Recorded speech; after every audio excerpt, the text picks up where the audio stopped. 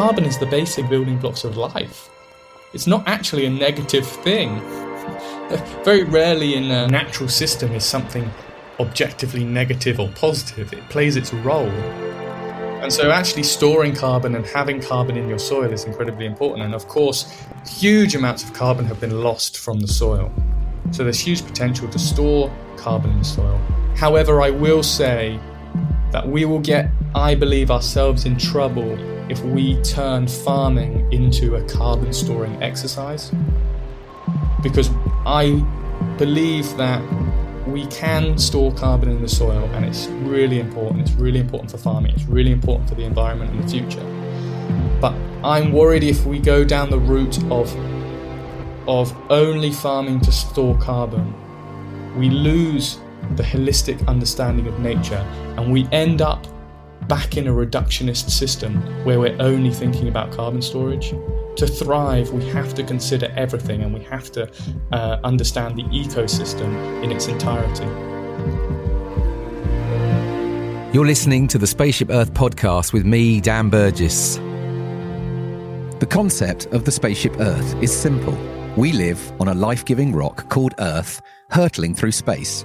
Like a spaceship, we have a finite amount of supplies with an intelligent operating system, which keeps everything we need replenished as long as we all respect it and use wisely.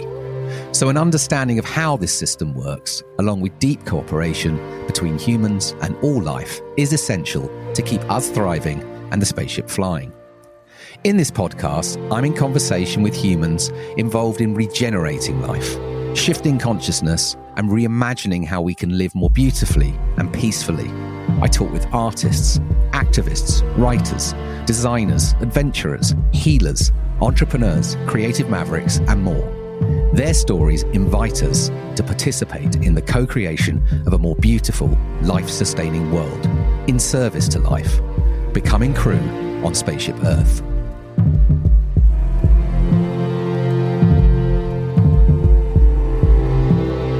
Hello, this is Dan.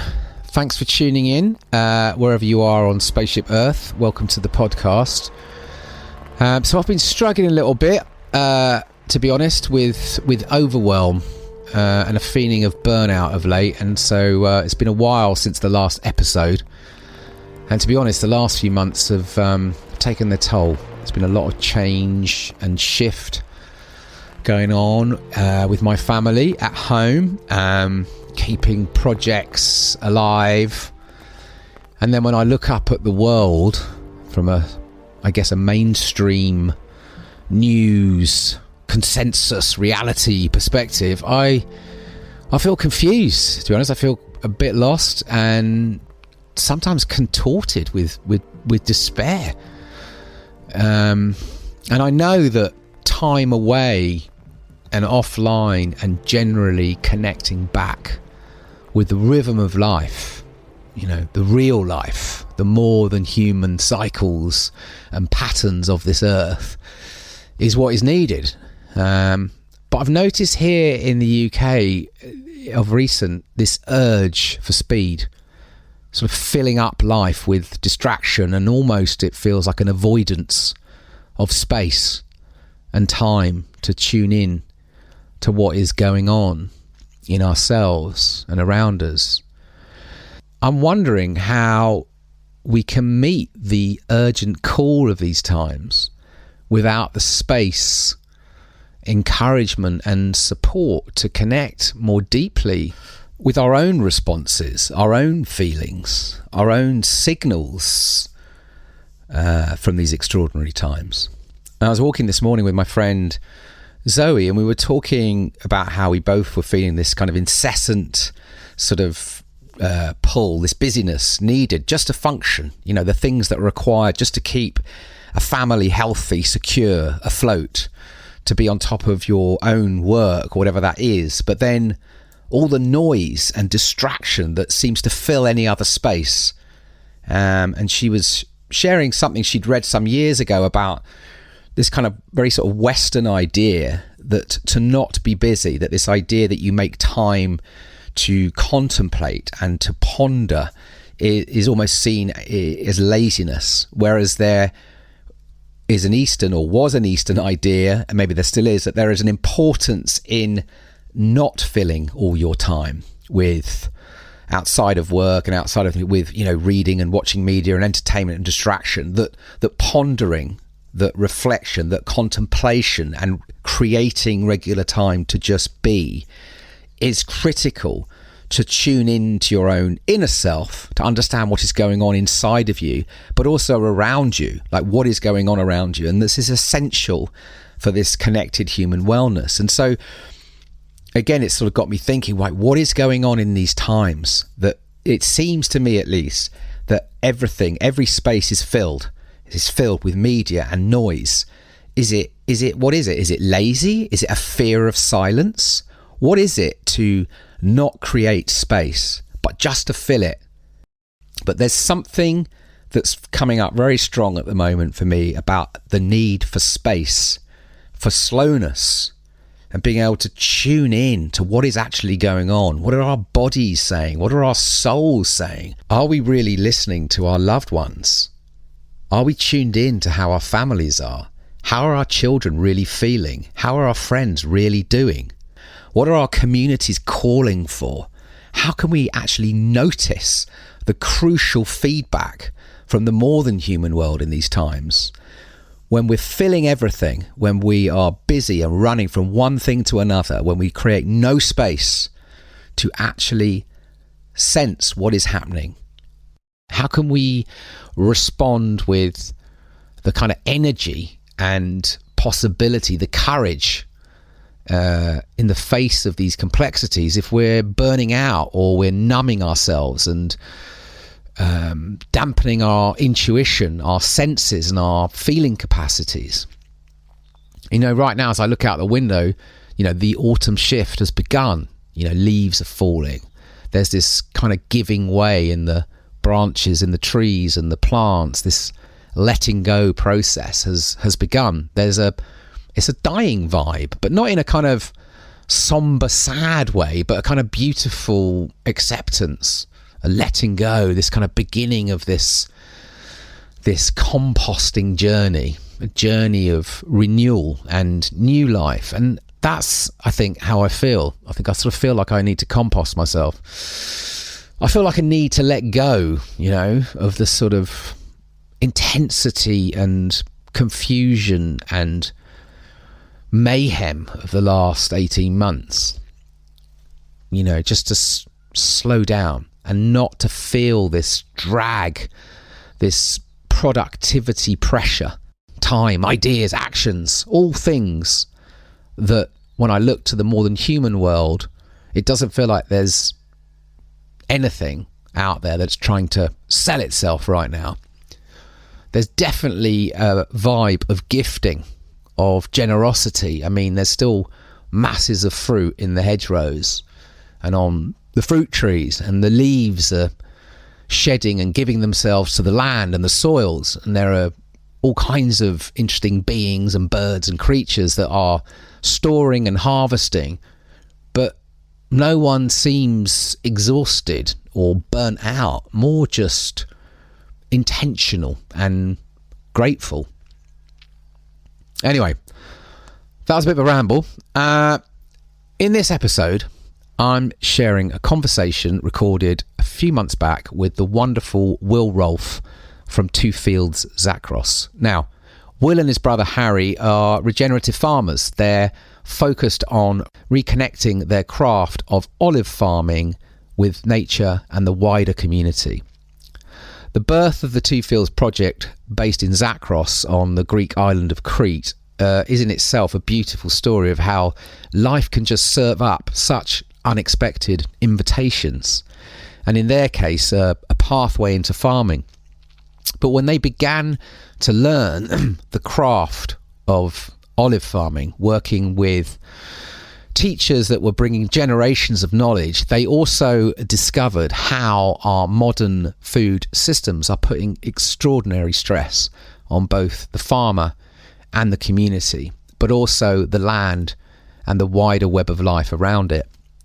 Two Fields is a response to these challenges. It's a living inquiry. Their ethos is anti-scale. It's how to work with small and still make a big and beautiful impact. Now, Will is an incredible human who, at his age, is already doing extraordinary things, and he shares what they are learning with such humility. I'm a real big fan of what they're doing and how they're doing it.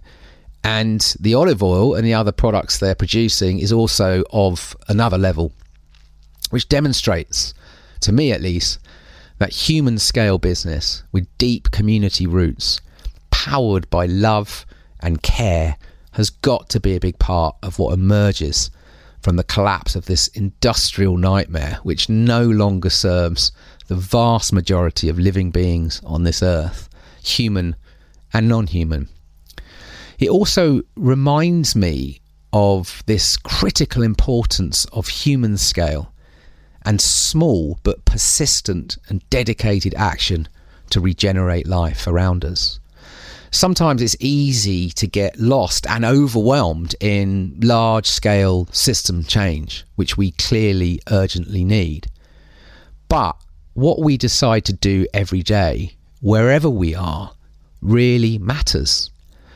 Paul Hawken once wrote of the importance and value in the small interactions in habitats and ecosystems. And this, I feel, is as true for our human habitats and ecosystems.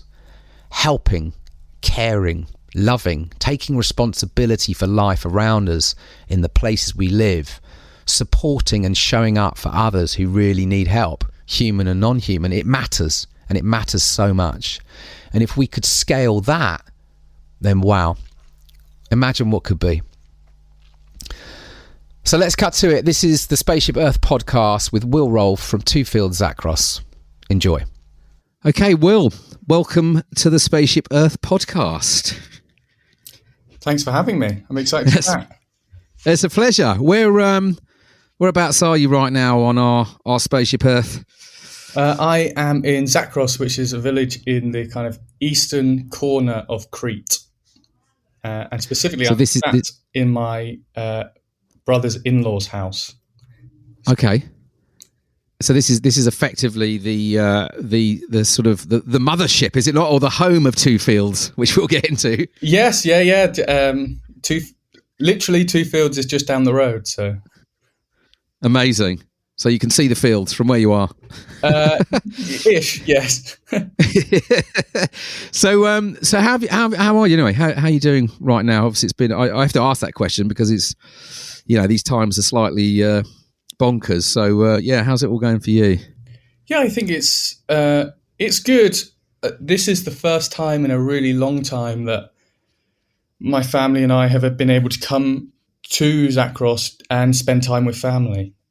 We've been waiting quite a while to be able to do that, and I took 2 weeks off. We haven't been doing deliveries for 2 weeks, and we just said now is the moment to be all together. And my brother's got a beautiful baby girl who's coming up 15 months, so we've just been spending time playing and enjoying each other's company. Nice. Is that the first time you've met? No, we met once at Christmas, yeah. So it's the first time we've had some real kind of proper time together, which is it's just beautiful to be all together, Yeah, no, for sure. How's sort of COVID and Crete been? What's been the sort of context out there? It's strange, really, because when I came, kind of at the beginning, there was nothing really. It's so remote. And also, life here is predominantly. We were in a complete rural farming community, so most people's day-to-day jobs don't have to worry about being 2 meters near anyone. You're in an olive field, and it was pretty unaffected. And surprisingly, Greece was kind of really good at making certain decisions and doing things like that. But as time's gone on, it's kind of, as is the way of a small village, there's rumors that it's here or there, and it's coming closer. So it's funny, isn't it? You can feel in the remote part of anywhere, but sometimes we're all connected by some things. Yeah, exactly. And I think it does feel like now anyway at this time it's yeah, it's everywhere is sort of starting to experience this virus. It feels like a more it's kind of it's kind of spreading to places where it hasn't. Well, down in Cornwall quite recently, and it was there was a sense. Well, this was probably about 6 weeks ago, 8 weeks ago, or something. It was before all the big G7 stuff, but there was a sense there, chatting to locals there, that they hadn't really felt it. Hadn't really felt sort of a bit. Had sort of seen this kind of going on around the rest of the country, but had felt actually quite removed from it all. But of course, now that has shifted. Yeah, strange times. Well, look, we won't get into that because that's that's part COVID for the yes, yeah. And get into this. So listen, we're going to obviously get into the Two Fields mission and the brilliant stuff that you and your brother and wider family are doing. And I know that you've told the Two Fields story. A few times, and it's out there, and I will link obviously to some of the things like that beautiful film that you guys have, which sort of lands, I think, the mission. But it would be amazing just to give a bit of context for listeners about Two Fields who might not know your work, and I'd love to know, just like maybe just give folks a sense of the story of how it emerged, and then we can get into the sort of like the mission today after that. But yeah, can you just give us a bit of the backstory, where it came from, and maybe the seeds that sort of brought it into the world? Yeah, I think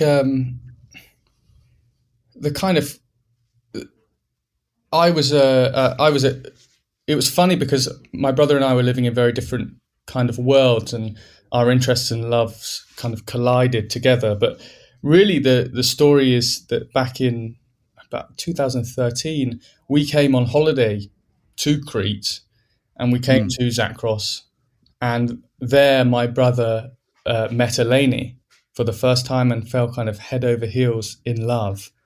And he'd just finished university and was kind of at that transition stage, and he left, and then it didn't take long until he realized he couldn't really be anywhere else but Zakros because of her. And so he came and moved to Zakros to be with her and to kind of give that love the best chance it could have. And at the same sort of time, I was studying design. I kind of fell in love with design from a young age, a way to be curious and ask questions. And it was really a vehicle, even from like 15, it was a vehicle for me to work on the environment and do things around the environment. And that's what I loved. And I was able to do that when I was younger. And it was only when I went to university, I realized that not all design was focused on kind of the environment. I had a very romantic sense of design. And not everyone designing things was trying to change the world for good. And I was spending more and more time in Greece with Harry, and there's a beautiful community here, and it's a lifestyle deeply connected to nature. And so there is a romance here, and a lot of people eat much of what they grow. They're self-sustained. And they're farming people and connected to the land. And there's this craft that's been passed down the generations. But at the same time, we saw for the first time, because we had absolutely no experience prior to it, the reality of industrial and conventional farming. And we kind of, as we understood the place more, we saw that friction. And so at first, Harry was working the olives just as a way to support himself, because that's the industry of the village. And so he worked there, and I was becoming a bit more frustrated in the design world. And we felt that there was something really special here, and there was a way to do some different. So, as the story kind of progresses, it was we became apprentices to master craftsmen in the village and learnt the crafts. And we also started exploring and delving into regenerative farming. At the time, it wasn't regenerative farming, really. I mean, I was probably 19, 20. So I'm 25 now. So it was about 2015 we kind of started. and then we took the jump and bought our own 2 fields with the idea of how can we farm in harmony with nature, and how can we do something that gives back. Amazing. And just explain to folks how the model you've been developing works, right? Because obviously you've got the 2 fields there in Zakros, right? Is that, Yes, I pronounce that right? And then you're building out a kind of direct relationship with customers, and that's mainly here in the UK. Is that right? yeah. So I'm mainly based in the UK and kind of doing that side of things, and Harry's mainly here on the ground with the trees. And then together, kind of my sustainability background and his kind of farming knowledge, we are together doing a lot of the regenerative, kind of major regenerative projects. And when we started, we started with batch 1 a few years ago now, and we started with just an experiment. We said, okay, let's do this and let's see how it goes. And then all the best things start with an experiment. yeah, exactly. And a year later, we'd sold out, and we said, well, maybe there's something here, right? But I think going back to those kind of catalyst moments, one of them was definitely coming to the village and tasting the oil for the first time. And that moment of being like, oh, wow, this is what real olive oil tastes like. Tell us about that. Tell us a bit more about that, because I think that again, in this sort of world of where we have this sort of seemingly at times, at least for some of us, we see these sort of products all around us, but often we're not, as I say, we're so disconnected from where they come from and what really we should be looking for. And tell us a bit about that. What is this? What is this? Tell us about the olives and the olive oil, and what is it that is, I guess, the authenticity, I guess, that you've experienced, that you experienced out there. I think it's a number of things, and I think as I'm sure we'll get into, there's a level of complexity because we like to actually separate the craft and the farming, because actually there's a really beautiful craft that's been honed here, but there's a system that forces farmers to into a certain way of farming. But the village, as is a Greek village, there's so many generations. Eleni, who's my brother's wife, her grandfather is alive, and he's in his mid-90s. And he planted a lot of the trees that are now farmed to this day. And when he was farming, there were no chemicals, and there was nothing like that. So I think what's special about, firstly, there's kind of there's the idea that there's these variables that you don't control. Part of the island where we are, I think it has some of the most sunlight hours in Europe. The conditions are beautiful for olives, but then also you've got 3-4 generations who have been farming olives, whose life has been dedicated to that craft, whose whole livelihood has been based on that. And so there's an intimate connection to the land, the olive, and the person. And a big part of that is also we're in a very undulating part of the land. So there's no... there's no... That's your niece. That's my niece, just trying to get on the podcast. That's right. It's not. It's fine. One day. Here it's a very undulating land, and everything's done by hand. So although now there's not sticks that are beating the trees like there used to be, there's sticks with little motors with soft fingers. Everyone is on them, and then we're hand sorting the olives in the nets. We're removing the leaves. We're putting them into the sacks by hand. So there's no kind this of connection. There's a connection. There's no rows and rows and rows of olive trees with big tractors, huge sprays, and industrial practices. That there is a deep connection, and I can see from sitting here a mountain in the background and 100 olive trees. It's not, being a farmer in Zakros isn't a job. It's not something. It's just the life you live, and I think there's something very kind of special about that. What was? Let's talk a little bit about that. I guess the evolution of olive growing or cultivating from what you've learned from working with, the wider family, and like you say, the grandfather who's who was responsible for planting many of these trees. Like, what can you tell us a little bit about what they've witnessed change? Like, what are the sort of pressures? And I'm guessing, most of our sort of approach to agriculture, we've gone for this kind of efficiency approach, mainly driven by financial pressures or whatever, but that has taken people off the land and brought more, like you say, this sort of disconnection, whether that's machinery, whether that's chemicals and pesticides and stuff. But tell us how this, from what you've understood about how the olive approach to kind of olive farming is that also been impacted in the same way that we hear about many other forms of agriculture? Yeah, I think a lot of it's kind of similar. I think a big part of it is Eastern Crete becoming connected. For many years, it was a system that worked within itself, and there was no big export industry.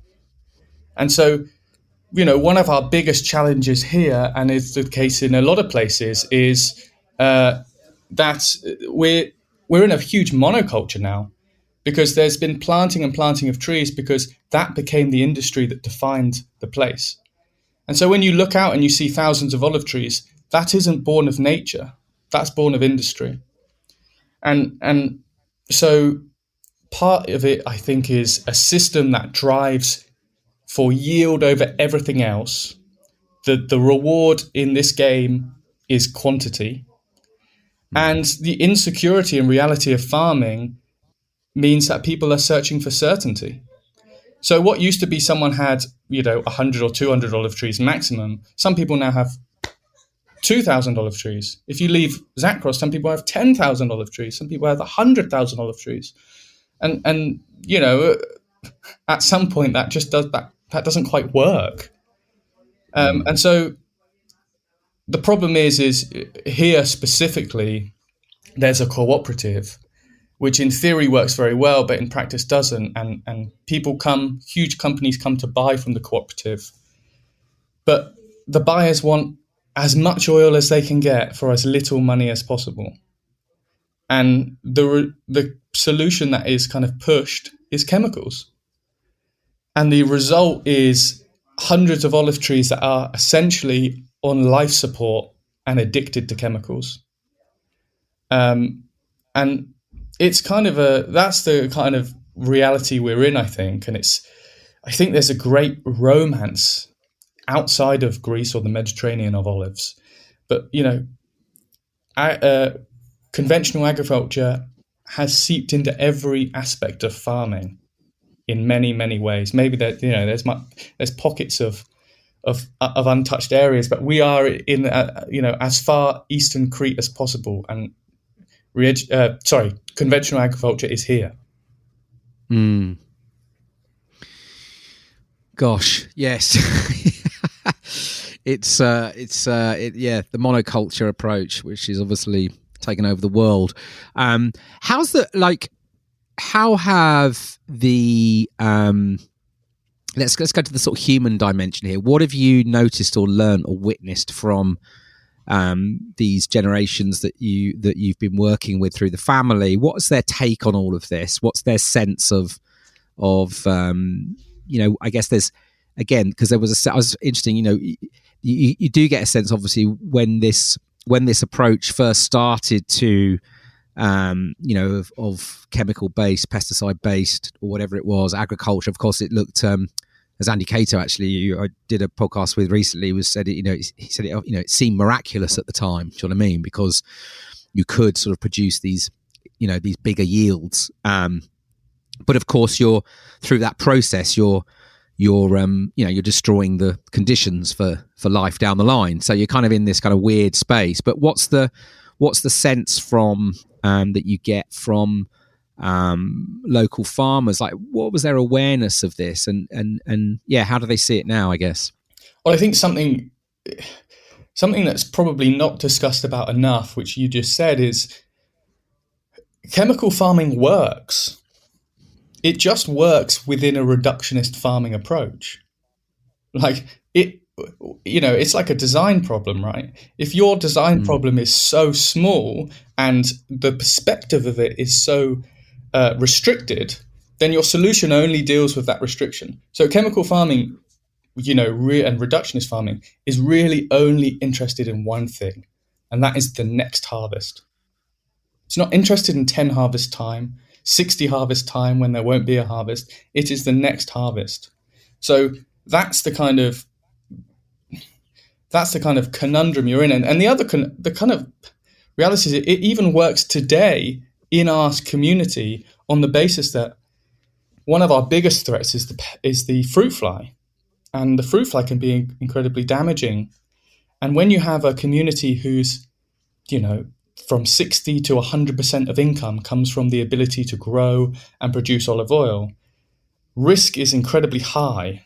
And chemicals have been kind of promised as is lowering that risk. Of course, the risk it's like when you zoom out, the risk is 100 times more if we keep spraying chemicals. It's an irreversible risk that we're plummeting into. So, even today, I can give you an example that a month ago, the fruit fly started for us in the village, and often the first wave is big. And this wave was huge. And we've just inherited fields that we're looking after for our family-in-law. And it's the first time we had a slightly more trees, and we're trying to balance how we work. The organic way works, or the regenerative way works. We spray a white kaolin dust on the olive. But it works if you get your timing perfectly and you can keep spraying that kaolin dust on, and it's quite kind of intensive. We missed the What's kaolin dust? What is that? So it's a white clay, and essentially the fruit fly is looking for a nice juicy olive to lay its eggs. And what the clay does, it makes the olive surface very rough, and so it's no longer attractive to the fruit fly. And got it. It's like putting washing up liquid on your broad beans. Yes, and the other thing it does is white, so it's good for the heat and reflection for the olives as well. So we missed. There's one field we missed, kind of the perfect window to go, and because of everything we're doing, and so there is fruit fly damage in one of our fields. Those olives will fall off, and it won't detriment because of the time of the year. It won't detriment the quality, but it will affect our kind of yield quantity. There's 1,000 trees in Zakros that sprayed chemicals. They don't have fruit fly damage because those chemicals kill the fruit fly. But so it's a short-term answer to it doesn't. But it's very hard to have a conversation when someone could come to our fields and say, "Well, you've got fruit fly damage." So what and so the organic or regenerative way works, but you have to get things right. And the reality is that fruit fly damage in a monoculture is natural to much of the degree, and so we have to kind of think about where we're going, because the cycle of spraying. Sorry, I will come to your question. I've gone on a massive detail. No, it's good. No, it's good. This is good. The cycle of spraying. One part of the monoculture is there's no natural resistance to pests, and the cycle is you spray, and then the fruit fly is kept at bay, and the next year you spray, but hang on a minute, the fruit fly is still coming. The fruit fly's kind of adapted a bit. Or, it probably wouldn't happen a year, but for the sake of argument. And so what's the answer? We better spray more. And then you're in this vicious cycle of, the answer is more chemicals. But we all know that's not actually the answer. Because at some point, somewhere, the system, both globally, but it will happen in stages, I imagine, locally across the world, will collapse. And the question is, can we make change significant enough before it collapses? And the real answer, which we've come to discover, I think, I was so, like I said, I'm pretty young, but 5 years ago when we started, I was even more naive than I am now, in the fact that I was so focused on building a brand and business that did good and regenerating land. And there is one key component that is missing, and that's people. You can't make change without the people who want to do it and have a reason to do it. And so you have to fit all of these pieces together in order to make meaningful change. Yeah, 100%. The people piece is the key. I mean, on that, like, and we'll dig right into this, more so in terms of how you're working on the ground. But just something that's in my mind, just listening to you there talking about like the fruit flies and stuff. Like, what? So let's talk about the monoculture. What would diversity look like in Zakros? Like, what should it look like, or or in that area? What is it? What is missing? What's been stripped out in terms of, focusing, too much on the olive tree? What else has been damaged or has been omitted from the system that could start to redress that balance? Well, I think that's a really interesting question, because I think what's missing, or what was, we're in a unique situation, I think, because what's missing and what was here to create diversity is probably not going to be the thing that rebalances it, because no one is going to start ripping up olive trees.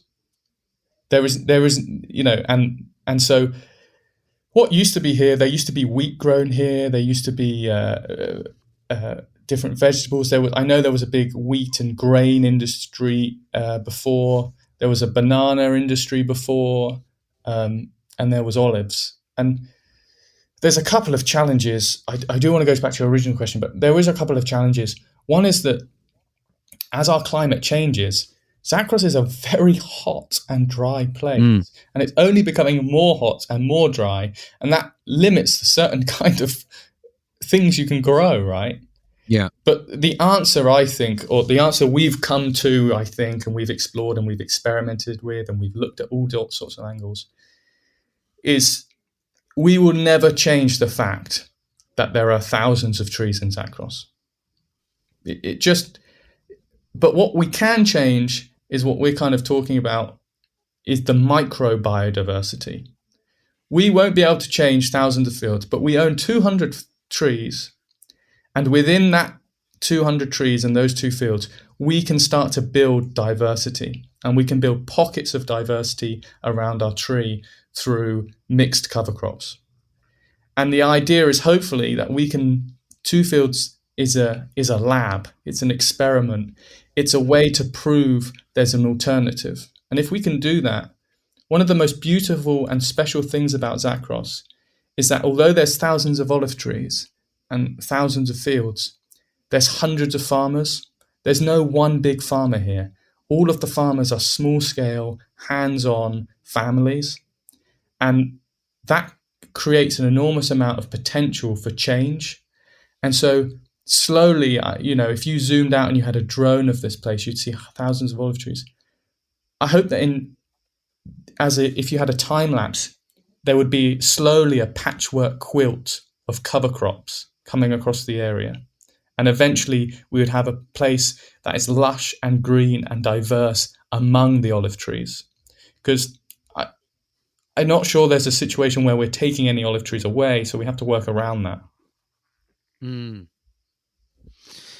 Yeah, I love that. We'll I want to get into these things like the cover crops and all that kind of stuff, and understand more about what the 2 fields approach looks like. But maybe on that, because we hear, again, this whole this idea of regenerative farming, regenerative agriculture. More people are starting to understand or starting to hear of this. We're seeing,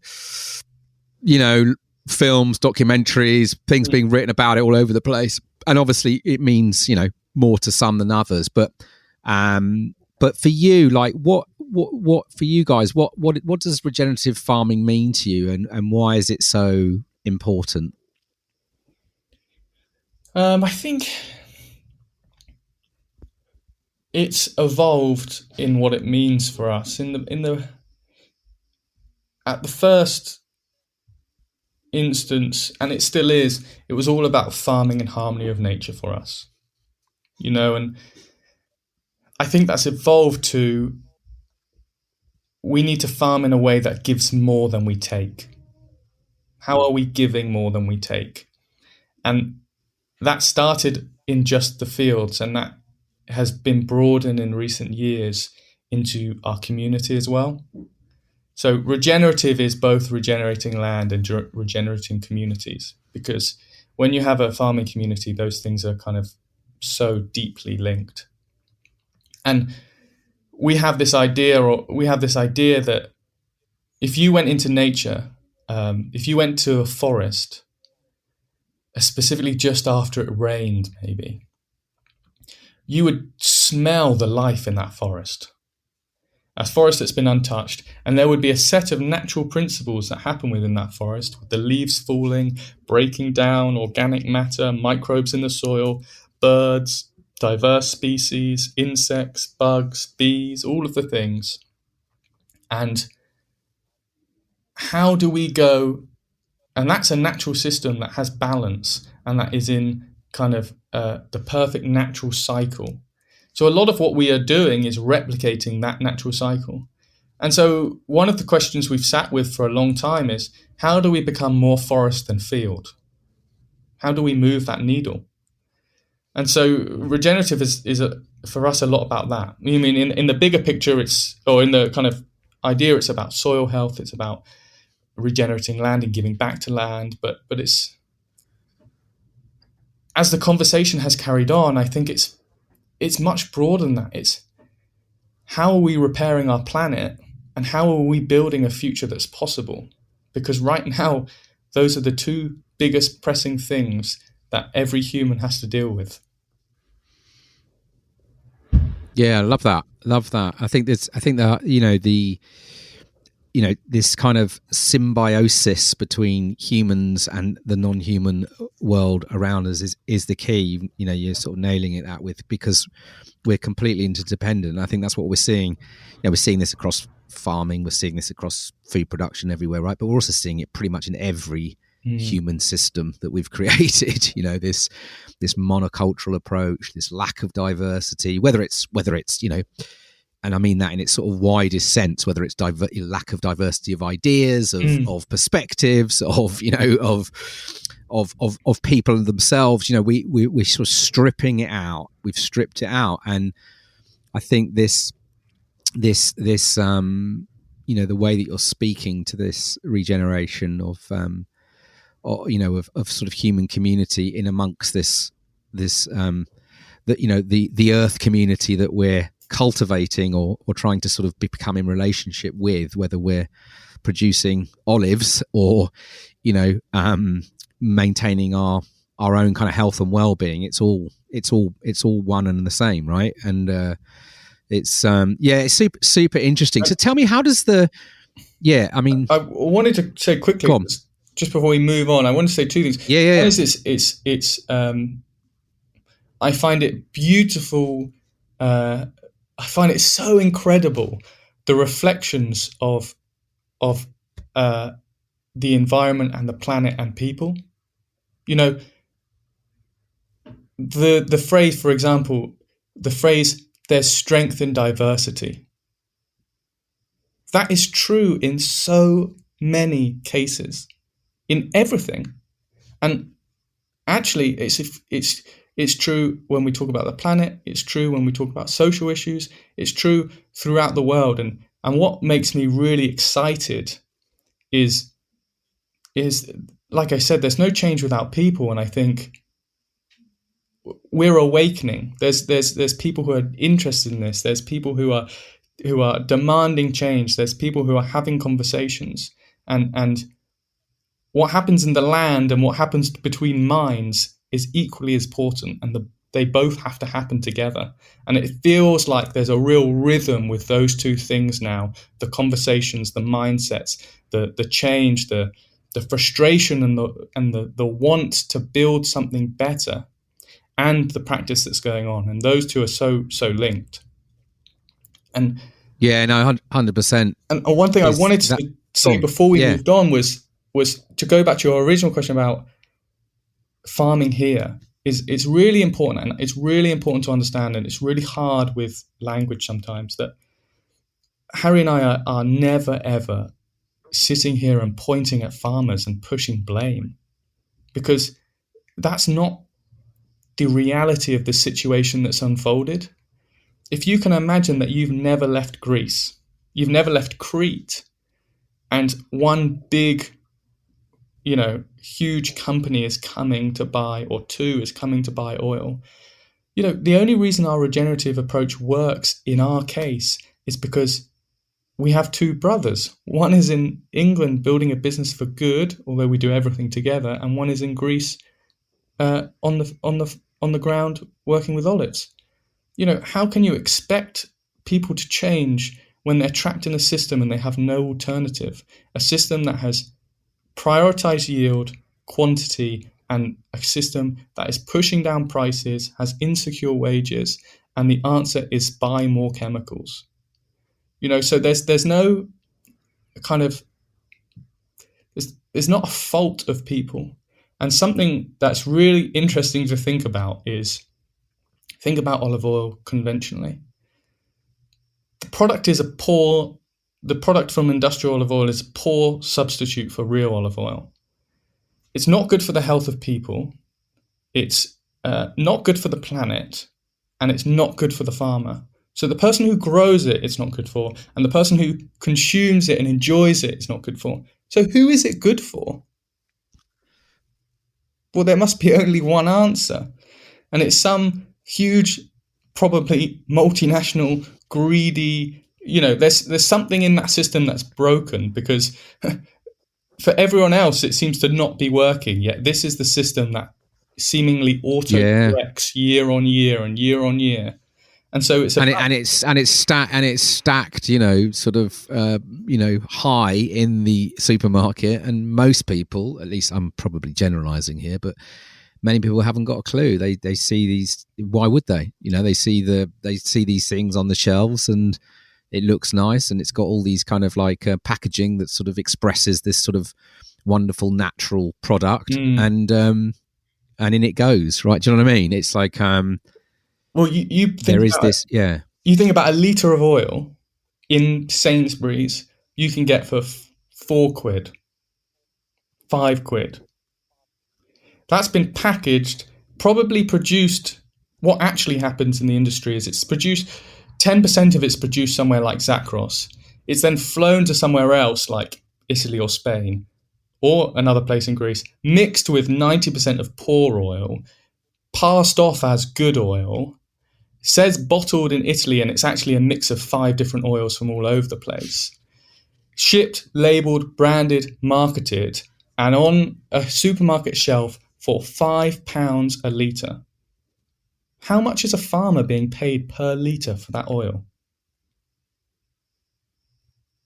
It's pennies. How can you live like that?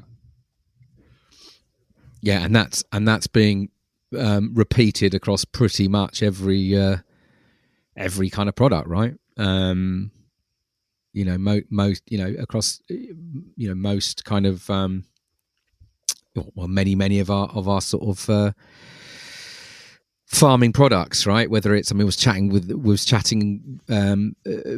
again with Andy Cater about wheat, and how that how that system has developed, and the relationship between the farmer and the breakdown of that relationship, and this focus on yield regardless of its nutritional quality, regardless of the impact it's made to the soils and the natural world, and obviously regardless of the health and well-being of the farmer themselves. The whole system has been designed to who is it actually benefiting, and then we have this narrative of like, well, it's good for the consumer, which is just again, it's just a nuts story, because it's how we know that so many things now are especially sort of pesticide or chemical driven agriculture. I mean, there's vast amounts of evidence mounting up about the impacts it's having on human health, these products. And obviously, we're destroying the capabilities of the systems to keep, providing for the future. So it doesn't make any sense. But our story, our sort of dominant story sort of tells us otherwise. Blimey. Sorry, it's complicated, isn't it? A bit there. I got a bit. No, it's great. Tunnel. No, it's important. This is really, really important. But listen, tell me on this. Tell me like you and your brother Harry. Like how's that panned out? Like you guys working, starting to develop this whole, bringing this kind of philosophy and working hand in hand with, on the ground there. What's that been like? Like, were you kind of? I'd love to know. Like, what was it when you first started developing this? How were you? I'd say perceived, or what was the relation like with farmers, and how's that shifted, and what's that? Can you just tell us a little bit about how that journey's been? And I was thinking, two young sort of English brothers hitting the ground in Zakros and building out this. I'm just really intrigued by how that's been. Yeah, it's been a funny and amazing journey. I think a big part of our journey here is the fact that Harry is part of the community, and I am for X amount of months. But really, Harry's life is here. He was accepted and part of a Greek family, and there wasn't a case where he's here for 2 months of the year and paying someone to do something for the other 10. And, so there's that. And secondly, we had the most incredible mentor and teacher in Eleni's father. He had this ability. He was a meticulous craftsman. He was so, everyone respected the kind of farming approach he had. He was conventional, but he cared so deeply about the trees. And that's what I'm saying, in the narrative of talking about these things, it's easy to kind of somehow come to the conclusion people don't care, and that couldn't be further from the truth. Farmers really care. And he had this deep connection and care for his land. And he was so special because you can imagine the situation. 2 English brothers, we'd never farmed anything in our life, let alone olive trees, being taught farming from a master, and through a language barrier, talking to a conventional farmer about the invisible microbes in the soil that are key to everything. You can kind of imagine the head-scratching conversations. Yeah. And we were lucky because he taught us the craft, and the best thing Yanni ever did was give us the space to go and experiment. He never said, no, this is how you do it. No, you can't do that. He said, these are your fields, and I'll teach you what you want to learn, and I'll be there for you, and I'll help you with everything. But you have to do things the way you want to do it. And so we were so lucky to have someone to provide that. And beyond that, the reality is we've never.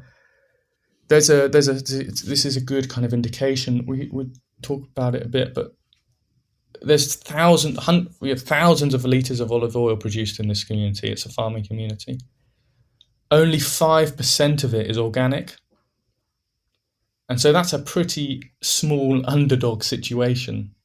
And so we've connected there's some wonderful organic farmers, but it's a small community. And actually we, for the last few years, 5 years, we've never shouted about what we're doing. We've never stormed into anyone else's fields and told them they were doing it wrong. We've never, we have been quietly figuring out and going about our business, and slowly, year on year, more people stop and ask, more people are interested, more people are wondering. And so that's been such a kind of heartening and an amazing thing to witness. But we've kind of almost kept ourselves to ourselves, and when people are ready and open to come and talk, we've been open and ready to talk. And are they, I mean, you spoke about like the fruit fly, but are there other obvious factors now that people are kind of starting to become aware of? Like, what's the soil status?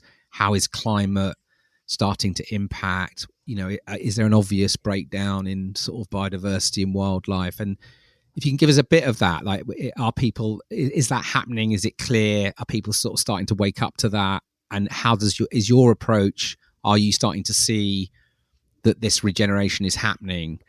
If you could just share a bit around that.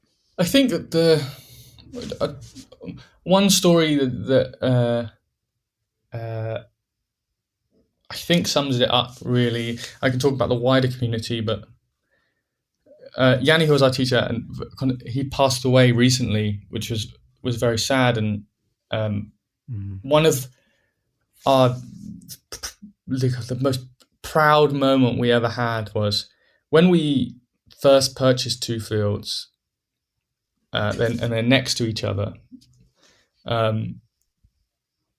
One field was particularly kind of unloved. They were owned. The story is actually, I don't think I've ever told this story. The story was actually that what used to be one field and a grandfather owned it. And when he kind of said, farming life, I'm old and I don't want to keep farming, he split the fields in 2 and gave one to each granddaughter. And one of the and then in time they kind of, and this is another big problem, young people are moving out of the community. There's a very aging population here. There's not a lot of young farmers around at all. And eventually those 2 fields came up for sale, and so it's kind of nice that we got those 2 fields and we reunited them as they were to almost one field. But one was particularly unloved, and Yanni came and he helped us prune, and he showed us how to prune. And one big process we use is cultivating microbiology from untouched soils. And we were doing the microbes, and we were looking at other things, and we weren't using chemicals, and we were, the first beginnings of organic regenerative. And then years went by, and a couple of years went by, and he came back for our second harvest for batch 2. He's always in the fields. And we were looking at the harvest, and we were looking at the olive trees, and it was the 3 of us. And he just looked and he said, I don't know I don't know what you've done, but I can't believe how strong and healthy your trees look in such a short period. And he just looked at us both and he just nodded. And that nod, especially when you're in a place with a language barrier, sometimes an action speaks 1,000 words. And it was just the most, it was like a nod, like you've learnt what I've taught you, and whatever you're doing is working. And it was like the nod of a seasoned farmer saying, you've got this. Good on you. It's good. And it was just a real magical moment. So, but kind of broader than that, a few years ago, there was a bit of a semi-ish collapse in the system, in that there was some temperature problem. I don't know the details, of which one side of the problem is that some farmers are now having thousands of trees, or 1,000 trees, are not really don't have the capacity to look after them, and the quality drops. Another problem was there was some temperature thing, and there was something in the soil that was affecting the trees, bacteria or something, not in our fields, but in other fields. And Zakros, to make extra virgin olive oil, it has to be of its acidity below 0.8.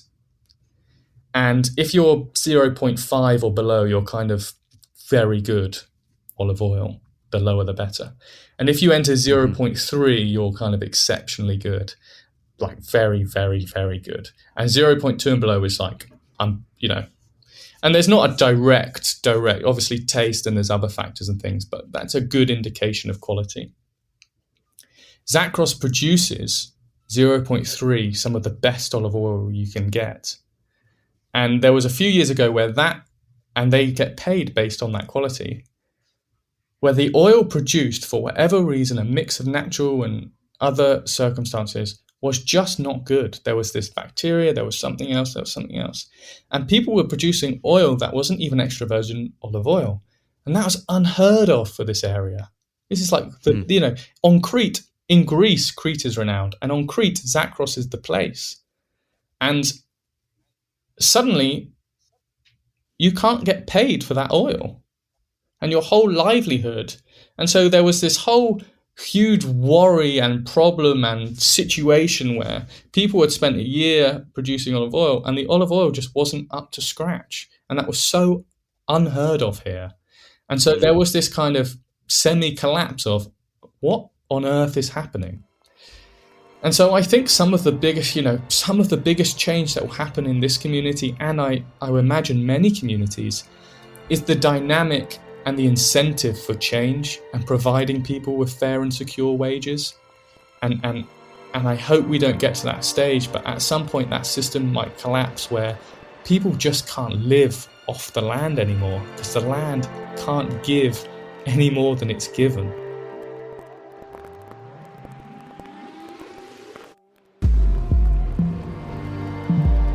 We live on a life-giving rock called Earth, hurtling through space. How bonkers is that? You're listening to the Spaceship Earth podcast.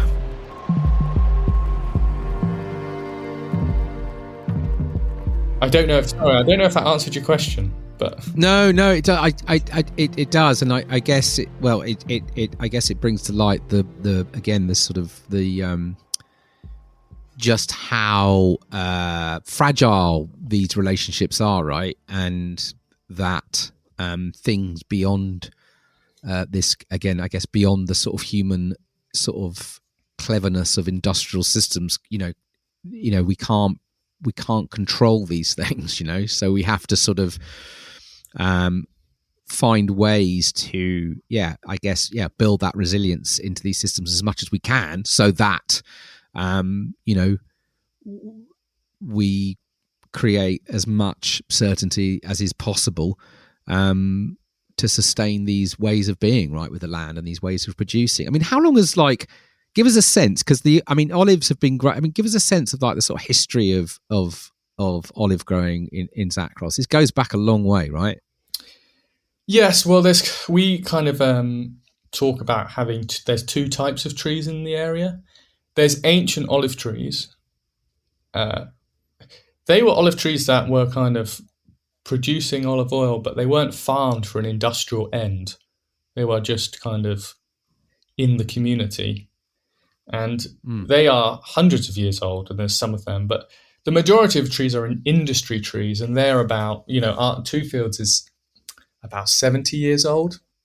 And like I said, between Antony, who's a friend, who's in his 70s, late 60s, 70s, and Grandpa Manoli, who's in his mid 90s, those two planted a lot of the trees here with the foresight of wanting to support their family for generations and generations, not with any malicious industrial farming agenda.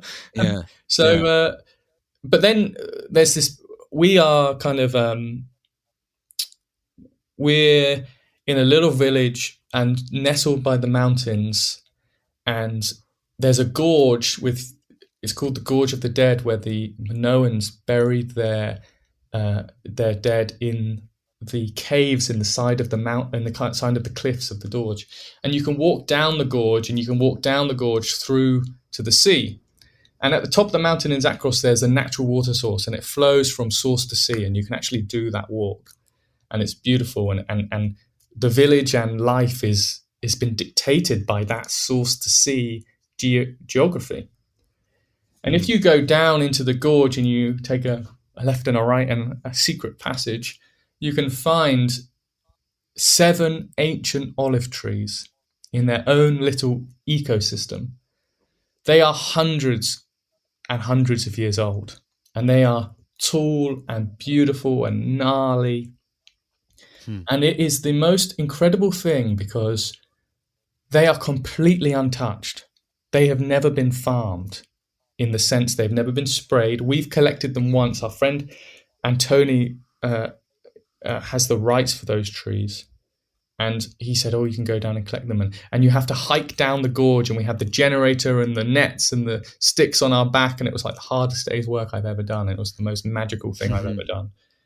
And what's so incredible about this is just down the road in the gorge, there's a perfect bubble of regenerative farming, but it's not even farming in the sense that the gorge trees are tall and strong and produce beautiful olive oil.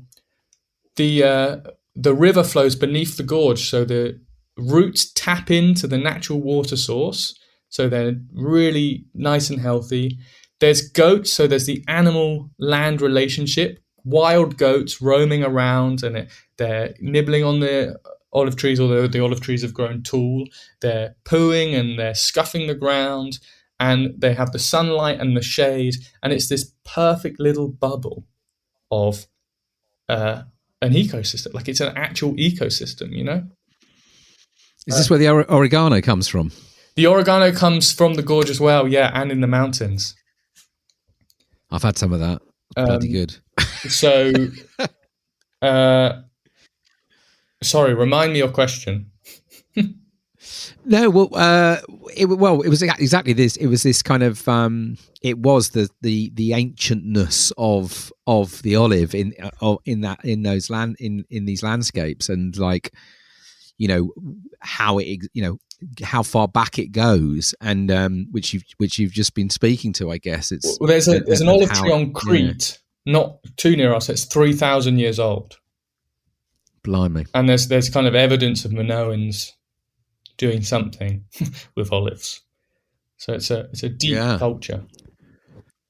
Yeah, just tell us a little bit, because again, you know, that people, you know, often will have a relationship potentially here or wherever with, you know, a bottle of olive oil, but give us a bit more of the sort of like, you know, what it means in these cultures and how it's used. You know, can you give us some sort of I know, a bit of olive oil geekery, just sort of like, how else is the olive kind of like, how is it showing up in daily life? Because I guess I hear people think, oh, you know, chuck a bit in put a bit in a pan, put a bit in a dressing or whatever. But can you just give us a sense of how it exists? Well, I think, it also plays into regenerative, which is really interesting. But we go to the UK and we sell olive oil, right? And because of all the practices we use, and because of the fact that we have 200 trees, we handpick every olive and we hand number every bottle that we produce, and you can trace it back and you can see every production method we use, and it's all in an area that's certified, renowned for olive production and its deep connection to land. We are a high quality olive oil, and we sit in a price bracket that reflects that, especially in a market that can't grow olives, right? In Greece, in Zakros, no one has ever paid for olive oil. Because everyone grows olives. So it's like, it's that connection. It's not something you go to the shop for. It's something that you go to. A bit like cider might have used to have been in Somerset many years ago, but yeah, and so oil is just everywhere. You know, it's one of the most magical moments was when we finished our first harvest and we came to the house I'm in right now, and we sat round with a small bottle of oil, and it was me, Yanni's wife Katerina, Eleni and Harry, and we tasted our first ever harvest from 2 fields. And there's not words that can describe that, I don't think. You know, you've worked so hard and you've given all you can, and you get to taste the fruits of your labor. It's just something that feels deeply natural to work the land, to have a connection with the land, and to produce something from the land.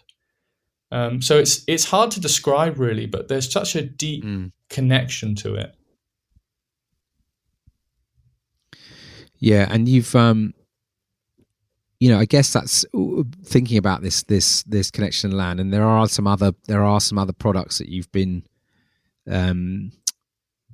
also offering out through Two fields, right? The oreganos, and there's the sea salt. And how's that been? How's that sort of?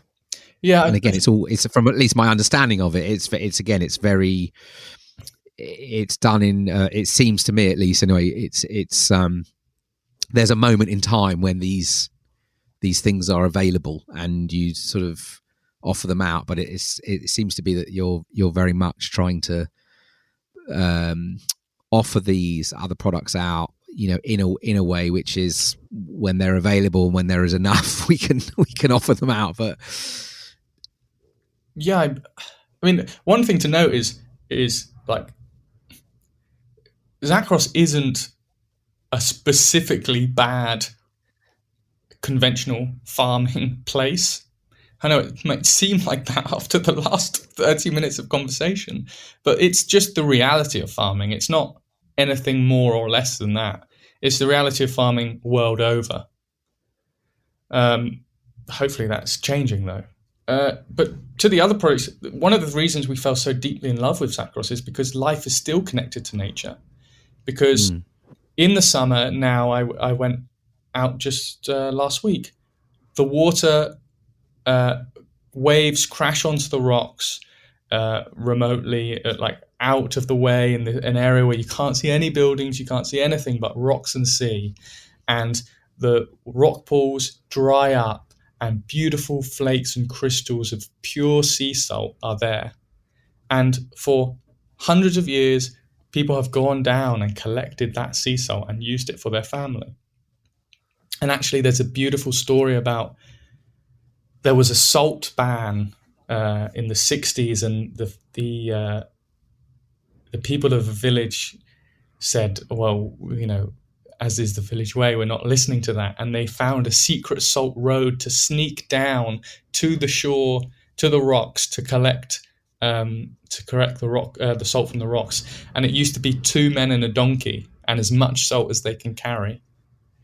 And so I think part of the thing about being in a community like Zakros is we've become very aware that we've been told stories and taught ways that have been passed from generation to generation.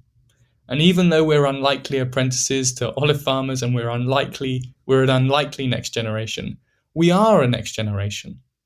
And we have a responsibility, I feel, and a duty to keep those traditions, to keep those stories, and to keep that way of life alive, and to pass that on. And so one of the ways we want to do that is by telling those stories and doing those things through Two Fields. Collecting salt and foraging on oregano isn't really a business decision. It's a decision that is to spread and share the joy and the essence and the beauty of Zakros, and how we're doing it and sharing those stories, because it's been a privilege to be welcomed and embraced in a community.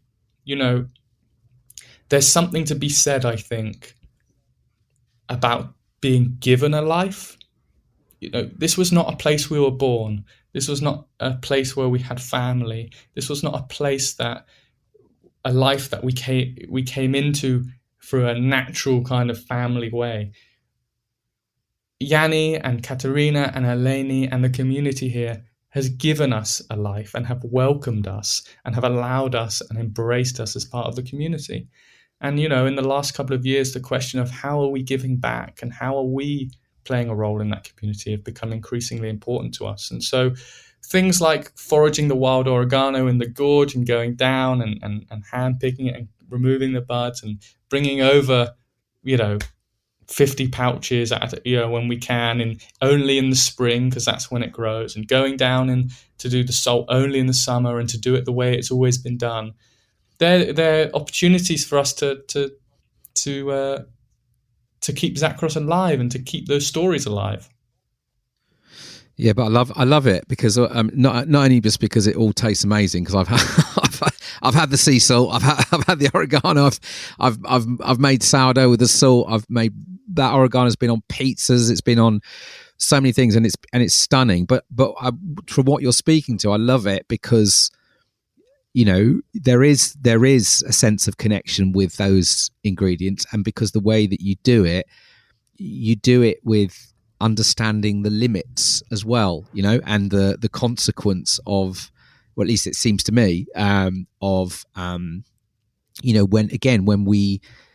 we maximize versus optimizing, when we look more at all of these things as part of, like you say, this living community, all of these different communities, the human community, the earth communities, all these different things that are emerging, and then you're approaching it with this responsibility. And I think that's what's so interesting, because the temptation for many businesses, even inverted commas sustainable businesses, is still to maximize, and I think that's also one of the big tensions of this times that we're living in at the moment. There is a desire, there is a narrative which says, business as usual, but we'll just greenify everything, which we know is total bollocks. Pardon my French, but it's just not. Well, we have to let go of those sort of that endless idea of growth that's unhinged from how life works, if that makes sense. Completely, because that was one of the first lessons we learned doing Two Fields. We have 200 olive trees, and when we say small batch, we really mean small batch. And when we say batch, we mean batch because it's dictated by nature. And I remember the first year we sold out, and we sold out quite early-ish. And people came and said, why don't you have any more olive oil? Why don't you have olive oil? So that's just not how it works. There's not an olive oil tap. Oil isn't produced year round. We have one time where we harvest. Sea salt, you can't get sea salt year round. These are cycles, these are seasons, and that's how we want to build our business, and that's how we want to interact with the land. And so it was really interesting, because when we sold out, people were asking and asking, but there is what there is. There is what we give, as much as we can from our fields, and they provide what they provide, and there is nothing more. Yeah, and it's the thing, and again, it's countercultural, because we've become very accustomed in the last, it's only probably actually the last couple of decades, the last decade specifically, where sort of culturally in the West, particularly in the global North, we've become so used to whatever we want, whenever we want it. But again, it's like, personally, I think there is so much joy in this idea of, and again, it's countercultural, because we think, oh yeah, but I want this stuff. But actually, the joy comes when there are limits, when there are constraints, when something only shows up at certain times of the year, or in small quantities. There is this joy. I have one plum tree in my garden, right, which every year I have a relationship with this tree, and every year it produces, whatever fruit it produces, and I tend to we eat some of it, as straight off the tree, but I create a lot of jam. I create jam with most of it, and that will last all for 6 months. We'll have it in the winter. We'll put it on porridge. We'll, and I found a jar in the van, actually, in the camper van. It's like, and the joy you get, hiding places. Yeah, exactly. But it's just like, it's one tree, but actually, it can, if you get into a relationship with that tree, there is this potential for actually, like way beyond what you can imagine in terms of the sort of joy that brings, not just in the output and the yield, but also. And so I think what you're doing, and the way that you guys are exploring this, I think it's so not just amazing what you're up to, but I think you're shining a light on this shift to relationships and not just things. And I think we could learn so much from that approach. And I think also what you just said is so true, because your example is on the smallest of scale, but we actually need it on the biggest, on the world stage, because what you're talking about is, and what the food system needs, is redefining value, right? if you have something all year for pennies, there is no value. And I'm not talking monetary value in all sorts of senses.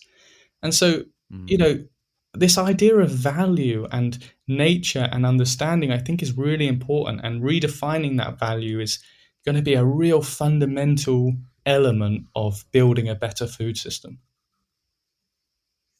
Yeah, no, 100%. So listen, on that, I know that you've got, I'd like to talk about some of the future plans that you're cooking up at the moment, particularly around, the relationship to the communities that you're working with, this whole area of, farmers and producers, and also you are building this way of starting to look much more about, I think you would call it the social regenerative approach to your work. Can you speak a bit to some of these plans and what they're about? Yeah, I mean, I'm conscious that of time, and I'm also conscious we haven't really delved into regenerative practices really, but which is pretty much what we actually do. Well, then, would you go where you want to go? If you want to, if we can go deeper into that, or we can shift to that afterwards. Whatever feels right. But yeah, I think it would be great to talk about, and we haven't spoken about this at all, and it's been on kind of really exciting project we've been working on, and it really comes from this idea that how do we scale our impact and how do we give back to our community? Because in some senses, 200 trees isn't going to change the world. It's 200 olive trees. But in another sense, it is. And it has all the possibility to, because small is beautiful and powerful. And actually, Two Fields is a like I said, it's like a lab. It's an experiment. It's a test. It's something where we're always trying and testing things. And what we realized is that actually, if we want to make change in a bigger sense and give back to our community, we need to start thinking about the system that we operate in. And Two Fields kind of operates outside of that system because we've been able to create a direct-to-consumer, a direct-to-independent retailer business, and we're not controlled by the kind of people and things that control farmers in industrial agriculture. One of the big these intermediaries, effectively, isn't it? Sorry, the intermediaries. It's the kind of intermediaries of this whole system that suck all the value out. Exactly, and so there's two problems in Zakros. One is conventional agriculture destroying the soil and destroying the land, and it is finite, and we're heading for, as we are globally, ecological disaster. And number two is fair and secure wages. As I said, we have a cooperative here, and we don't. The farmers come to the cooperative and they mix all of the oil of all the farmers. We work separately. And so what happened a few years ago was Yanni had produced the most beautiful oil. He'd worked really hard, and it was perfect. And he went to the cooperative, and that oil would have got a good and fair price. However, it was then mixed in the cooperative vat of oil for some farmers who had loads of olive trees and couldn't look after them, some farmers who hadn't been doing the proper things, some farmers who were spraying chemicals as a scale, right? Some farmers are spraying as minimum as possible and some are as maximum as possible. And it all gets mixed up and it goes to the lowest common denominator, because that's how these things work. And so we witnessed, and when we talk about kind of seeing firsthand, we mean affecting the people we love and our family. We saw Yanni's yearly income of an oil that he produced that was beautiful half within 2 days because of the rest of the mixture of oil that was operating in that thing. And you can imagine the stress and the impact that has. So it's not just about fair wages, it's about security. And so what we really want to try and do, and what we're hoping to launch in February, is a social regenerative project to work with farmers on the ground to teach them regenerative methods and a new way of farming, but to also, because we know the other piece of the puzzle is to offer them real value and incentive to do that, and to offer them fair and secure wages and support in equipment and other areas like that. And we've had some initial really positive conversations, but we're linking up with, we're taking a kind of partner approach and linking up with a handful of restaurants in the UK who are championing food, good food and change in food, to have a direct relationship with them, and they'll know the field and the farmer they're working with, and to create a system that values farmers, values quality, and values giving back to the planet and quality olive oil. So that's really exciting, and we've started talking with a few farmers who are interested, and we've started talking to a few exciting partners in the UK that's interested, and we feel that it's kind of this paradox, right? You have to farm better in order to produce value and get value, but you have to provide value in order for people to want to farm better. And we're trying to connect those dots and give people an alternative and a platform to do something different. That's amazing. So what would can you give us a sense of what are the kind of regenerative practices that you'll be encouraging farmers to work with? Yes, and an additional point is actually a part of that project is also to support the 5% of organic farmers, because we feel that organic is not perfect, and that's a whole rabbit hole to go down. But there are 5% of people here trying to do something different, and you're only able to do something different if you can operate outside of the system. And so the more people and support we can give to the 5%, also the better. So in terms of regenerative practices, I think we're kind of working on some idea of a roadmap. And I think it's really important to understand that you can't pull the rug out and do everything in 1 year. It just doesn't work. Nature works in cycles and evolutions, and we have to play to that. So really the first step is moving away from industrial and chemical farming into organic, and having a baseline of organic farming. And that means not using the heavy kind of pesticides and using the kaolin clay instead of the kind of pesticides to kill fruit fly, and to look at certain things like that. And then there's kind of the next stages as farmers progress throughout that process. I think the biggest thing is a mindset change. One is to simply, there are practices that are built on this perspective change. One is to simply understand that you can only see 20% of the important bit above the ground. Everyone's focused on the olive tree, but 80% of the goodness is beneath the ground, and there's life there. And so part of it's educating and talking about the fact that this thing below our feet is the most important thing we have as farmers, and we need to cherish and rebuild and replenish it. And there's certain ways we do that. And then the other idea is, we often talk about the fact we don't have 200 olive trees, we have 2 fields, and that means we have fields that are an ecosystem. So the birds matter, the bees matter, the insects matter, the eventually the cover crop and the diversity, the wildflowers that come in spring matter, the clover matter.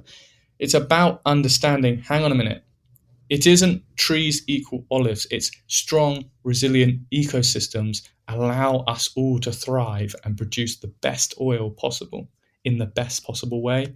So I think really it's a shift in that direction. Sorry. No. It's lovely. It's my mind's just popping when you're talking about that relationship, because again, it makes me think of again how we apply that. It's the same as good, healthy humans come from diverse communities that are healthy, have different perspectives, where there's all kinds of relationships going on. It's like we can apply the same principles to the sort of health of humans. Do you know what I mean? As we can to the actual, I'm sure it's no coincidence that a key, that humans have a microbiome which is we barely understand, and we're finding increasingly is so important to our health. And the soil has a microbiome that we barely understand, and we're figuring out is so crucial to soil health. We are reflections of Earth. Yeah. And it's funny because cult. I mean, I at the moment I'm exploring a lot this kind of this sort of breakdown between sort of nature and culture right now. There's this sort of head on. We're meeting this kind of. There's this. It feels like this time we're living in. It's kind of nature meets culture head on, because we're seeing the impacts now of of how our kind of modern cultures have been sort of treating the natural world, but also we're seeing the impact of that in our cultures. I would say both are quite sick. If you were looked at them, if you were sort of trying to medically diagnose kind of modern human cultures in 2021, and you were looking also at the natural world that supports us, you would diagnose that both are critically ill, right? I mean, anyone sane who looked at the evidence. And so it's interesting, and obviously then there's this other level which you're speaking to, which is we're understanding through science now this intimate relationship between soil health and gut health, and the microbiome, which we're understanding more and more is where health is really generated from in the human body, and what we're doing to the soils we're doing to ourselves, and it's so interesting. I don't know what's been going on quite a few last episodes on this podcast. Soil has been coming up for different reasons, sometimes through farming, sometimes through our relationship. And it's making me think, as you're speaking, it's this whole thing at the moment about billionaires going into space. And it was something that also that Jay Griffiths is speaking to about our relationship with soil as a modern culture. She talked about like how we've become to sort of worship and privilege what is above us, and then what is below us we tend to see as like meaningless, useless almost. And so it's almost like we've treated soils like that. We've lost our understanding of soils as the life force. Everything, life is created in soils. Things die in it, and then life is reborn. And it's also like the ocean. It's something I've done a lot of work over the years with our relationship with the ocean, and it's the same thing, because it's below.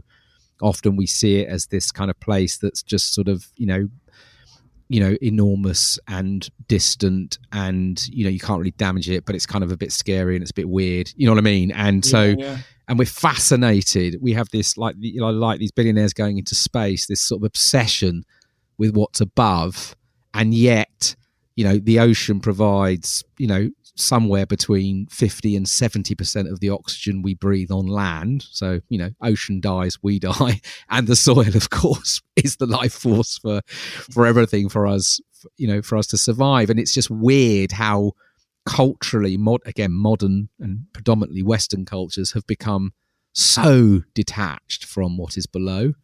Sorry, a bit of a ramble there, but it's just bringing up these. But even in language as well, I think about how we almost objectify nature and we talk about nature as if we're not part of it. We are not nature. We're all nature. We're all in a system together.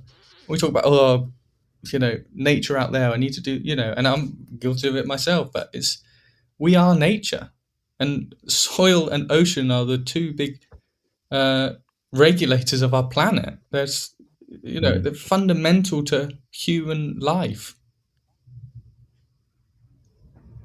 Yeah, no, it's extraordinary. So how is that kind of this work with soil regeneration and starting to sort of, and how are the farmers and communities that you're working with? Because it's interesting, I guess, again, and you have, how does that go down? Is that level of understanding of the soil health, is that very salient amongst farmers, or again has that been lost a little bit through these industrialized processes? Or well, I think there's this this is a bit left field, but there's this beautiful thing about culture, I think, is Grandpa Manoli was alive, and he was growing crops in and around his olive trees. He didn't call them cover crops. He didn't call it organic, but he needed crops to eat, and the system he was living in the small rural pockets meant that he did that. Now we understand, for example, fermented foods are good for our microbiome and the micro, and our gut health. Isn't it so wonderful that so many cultures created fermented foods without the knowledge that it was healthy? But so many disconnected cultures came to the same end of fermenting foods for preserving, and then it was good for us. And before industrial agriculture came in, so many farmers were doing things that we're now implementing that are good for the land. There was no evidence that was needed. There was no reason or rhyme. It was just the natural progression of life intertwined with food and farming. I think that's so incredible, and we forget that. Yeah, 100%. And I guess that's, again, I mean, is this because of connection, right? I guess because we were so involved in the process of not just cultivating, but also noticing the impacts. But then obviously, how do you store food? How do you preserve things? Do you know what I mean? How do you, because, I guess that's the thing. We're so connected in those relationships. They're very real to people, but I guess this industrialization, it removes so much. It disconnects us from so much of those, you know what I mean, of those felt experiences. And to have the conversations with farmers, we're starting that process now. And as I said, we haven't really even announced about the project yet. So it's exciting to talk about it. And we're at the very first steps of that. But really, in terms of the regenerative practices and having that conversation, that's where Two Fields is invaluable, because we don't have to just talk to people. We can show people, and we can show people, well, this is what's working for us, and this is how we're doing it, and this is how we're building a business for good, and this is how we're changing and redefining the value of farming and olive oil and what that means. And when we talk about soil health, a big practice of ours and a kind of fundamental, the thing that got us down the rabbit hole, as it were, or down the wormhole, as it were, was a practice from Korean natural farming. And essentially, you can go to untouched areas of land. So we have a natural water source up in the mountains where there's beautiful big trees and a natural riverbed. And it would be exactly the same if you went to a forest, for example, where it's got nice organic leaf matter on the forest floor. And you can dig under and you can smell and you can see that white mycelium, and you can see all of that goodness. And you can actually go to these untouched, beautiful, pure places, and you can take, you can basically replicate a Petri dish. So we use a wooden box with the rice as a food source, and you can put that under the forest floor, just leaves on top. You don't have to dig in or anything. And what you can do is actually that attracts loads of beautiful white hyphae, fungal hyphae and mycelium and all that good life. And then you have this Petri dish full of life, and we go then take that away, and we can produce this through lots of different ways.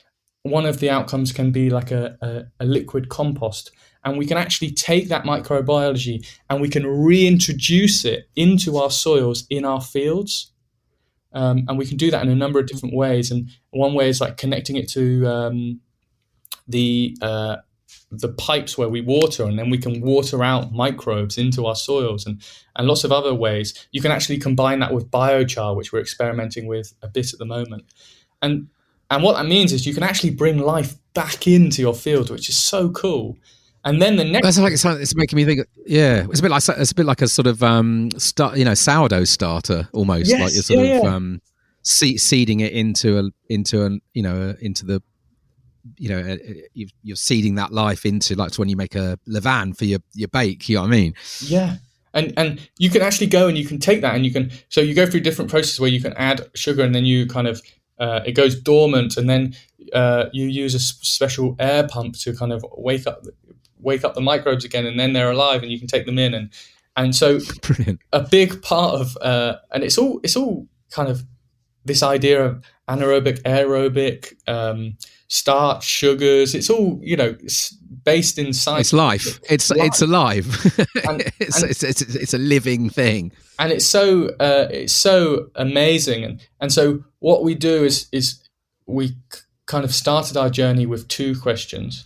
Okay, we're going to use this process to reintroduce life into our fields.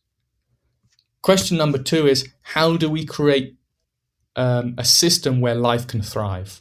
Because there's no point introducing it if there's not a system that can thrive. And there's no point having a life to thrive if we can't build back our soils. And that is through kind of circular farming methods. For example, this is how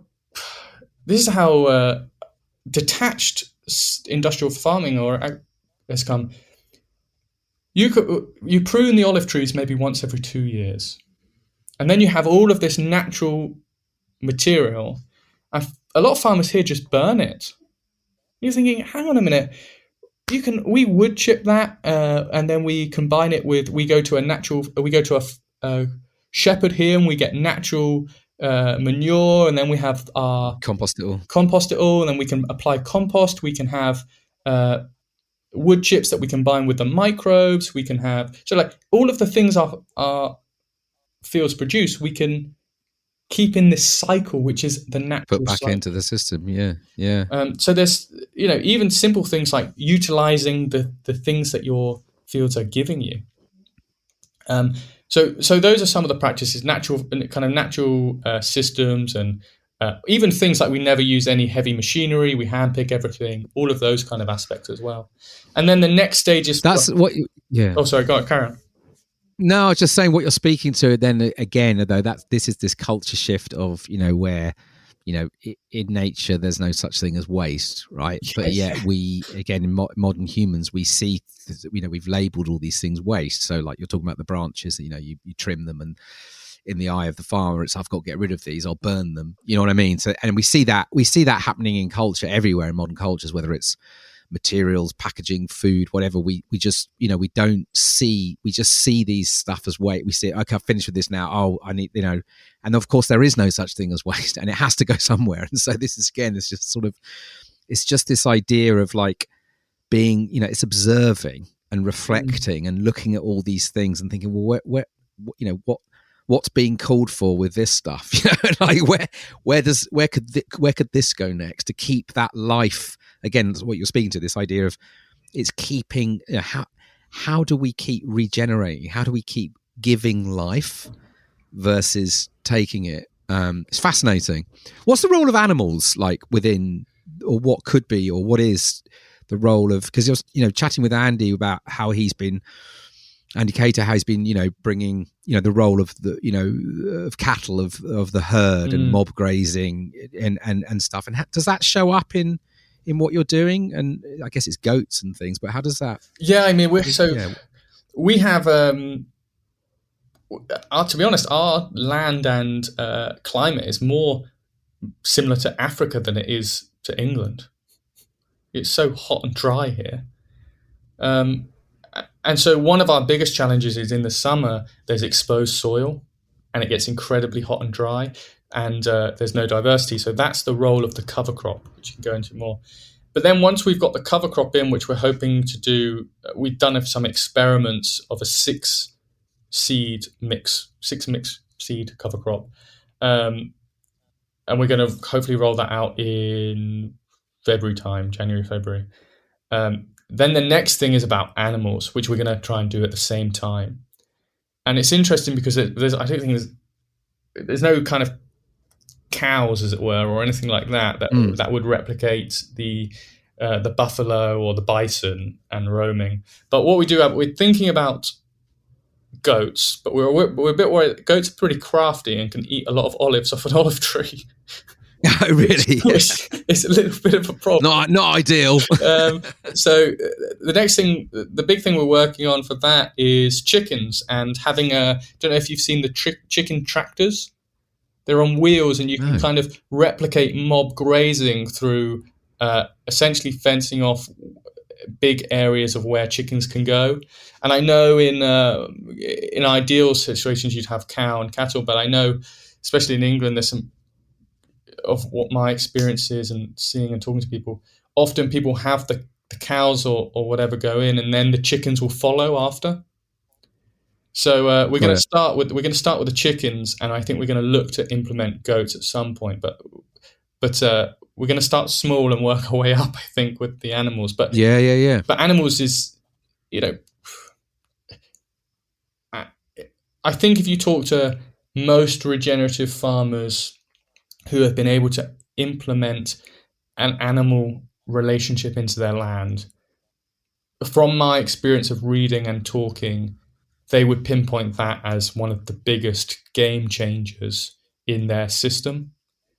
And like I said, I think our priorities really go towards a cover crop to protect our soil and to bring diversity, and then next it's animals. And let's talk about the cover crops. How will that work? What will you be planting? Well, it's interesting. We're trying to figure that out at the moment.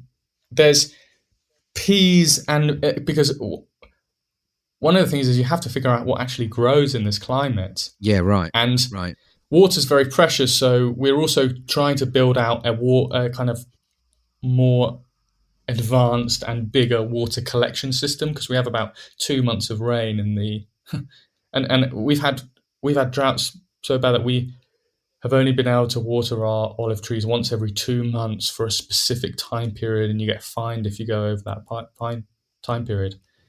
But it's all connected, right? Because guess what? Healthy soils retain more water, and so if you have healthy soils, you can do more with less. So it's all kind of connected. And when you see an infiltration rates, you can actually utilize it. If you see somewhere that's raining heavily and you see puddles on the ground, that's because that soil has it may be full, but it has a poor infiltration rate. It can't actually, there's not enough life in that soil to even utilize the water that it's getting. So if you imagine you have a soil that can't retain water, is poor infiltration rate, and it hardly rains, so the soil can't maximize the small rain it does get, that's a real challenge. So part of the idea of and then you have soil compaction and other things which cover crop roots are really good at. One of the things we learned is the conventional approach used to be, and kind of is, the idea that if you planted 6 different varieties or even 1 different variety of crop in your fields, there would be some sort of competition between the olive tree and the other things, and your olive tree would suffer. But actually, of course, we know now that together these things thrive. And so it's interesting, especially in village life, these nuggets, these things kind of tend to stick, these wisdoms, and some of them are ancient and wise, and others of them are not quite. So 6 seed, there's going to be wheat, pea, bean, and there's a couple of others, and we've done a small section of 100 days, and then of growth, and then cutting and letting that mulch down. But the absolute ideal would be year-round cover crop, but you have to have the water to be able to do that, and so we need to increase our capacity to collect water in the winter to support that. But it's really not great to have exposed soil to huge, hot temperatures. And so the cover crop covers the soil, adds diversity, and is amazing for the kind of soil root rhizosphere interactions, and it actually made me think, what I thought of when you were speaking earlier, is like this idea of carbon, and actually we're really good at reducing things, and so we've reduced our understanding of carbon to be negative. But carbon is the basic and building blocks of life. It's not actually a negative thing. Very rarely in a natural system is something objectively negative or positive. It plays its role. And so actually storing carbon and having carbon in your soil is incredibly important. And of course, both the ocean and the soil are huge carbon sinks, and specifically, I mean, my more expertise is in the soil, but huge amounts of carbon have been lost from the soil.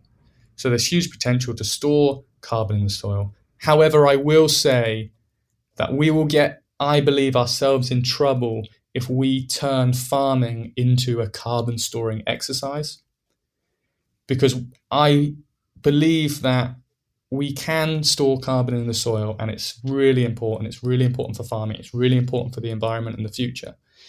But I'm worried if we go down the route of only farming to store carbon, and farming as a means to an end, we lose the holistic understanding of nature, and we end up back in a reductionist system where we're only thinking about carbon storage.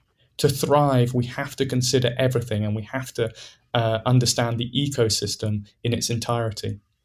And there is carbon storage solutions in soil, but the goal of farming should be to regenerate land, to produce nutrient-dense crops, and to have a thriving ecosystem. The result is storing carbon, and that's amazing.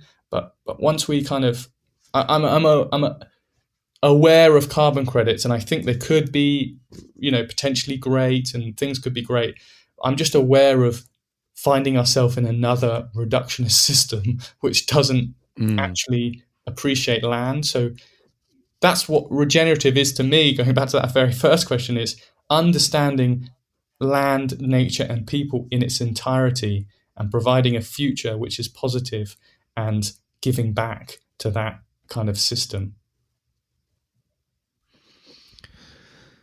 Love it.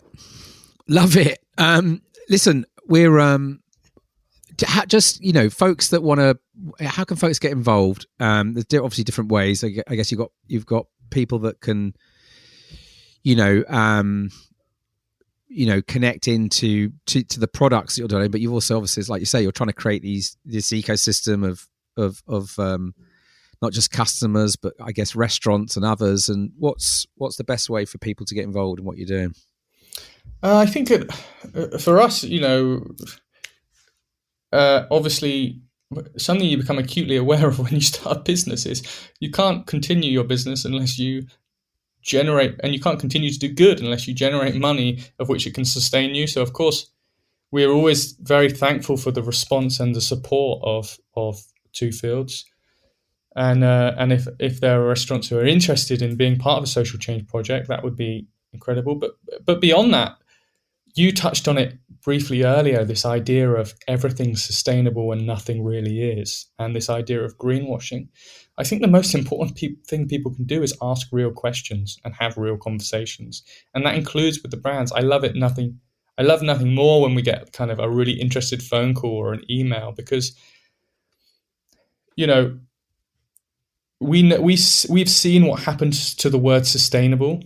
At one point, sustainable was a really genuine and fulfilling concept, right? And then we saw it become this avalanche of greenwashing. And let me be clear, there are many, many, many people doing incredible work, including yourself and including all of the guests you've had on here, I'm sure. But there's also a lot of people who are greenwashing, and that's a real problem because they're not real solutions. And I fear that maybe one day that will happen to the word regenerative. So beyond words and beyond terminology is questions and understanding and transparency. And so, we have to demand that from ourselves, and we have to demand that from the people we're supporting and the things that we're doing. Yeah, I love that. It's the inquiring mind that's needed, and keep evolving our understanding of these things. Love that. Will, look, I think what you guys are doing is amazing, and I wish you well on your ongoing missions and journeys. And I will link out to the the projects and the work so people can find you. I always like to finish these conversations with the the metaphor of our Earth as a spaceship, and this idea of becoming crew on our spaceship Earth. I guess what does that what does that speak to you in terms of how you're seeing things? I think that the biggest thing I've learned in doing everything, and what that speaks to me, is that to make change involves people, and that involves all of us. So,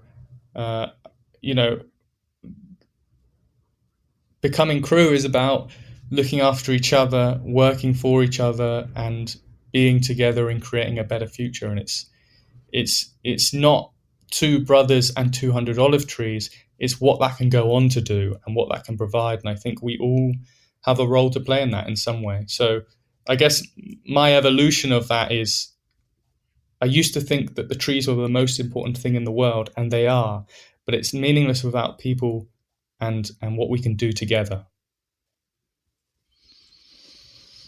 Beautiful. Thank you, Will, for what you're doing. And big sort of energetic vibes to you and your brother and your extended family of all life out there.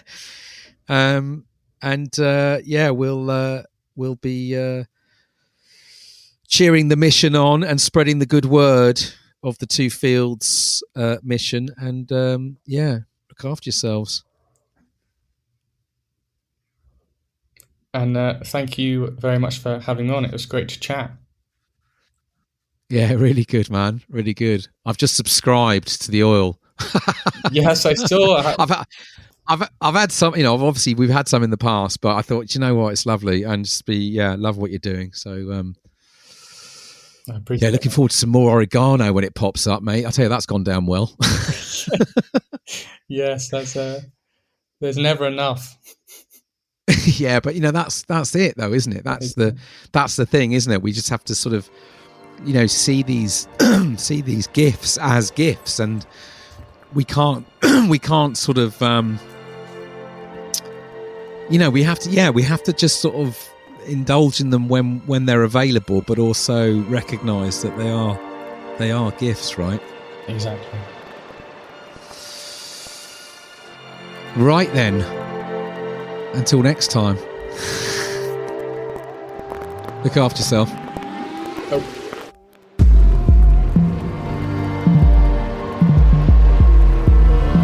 So I hope you enjoyed that conversation with Will.